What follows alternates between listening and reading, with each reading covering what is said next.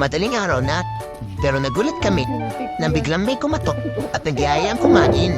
Ayaw sana namin, pero gutom na daw siya. At dahil ililibre daw niya kami, mababait kaming tao, Dara G.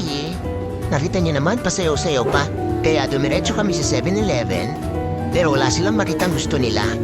Pero paglabas, may nakita silang balut at yun ang pinagdiskitan nila. Pero kulang pa daw ito. Kaya dumiretso kami sa McDo. Gusto na nila kung saan pwede sila magchismisan habang kumakain. Siya nga pala si Kyla, ang maraming hugot sa buhay. Siyempre para makamura, gumamit sila ng McDo app. Madali lang itong gamitin. Pumili ka ng gusto mo at pindot-pindutin mo na lang. Ayan na, nagsimula na sila magchismisan. Kita nyo naman, tuwan-tuwa sila sa mga balita at binabahagi nila sa isa't isa. Baby time! Wow! Baby time! Sino itich? Na long hair.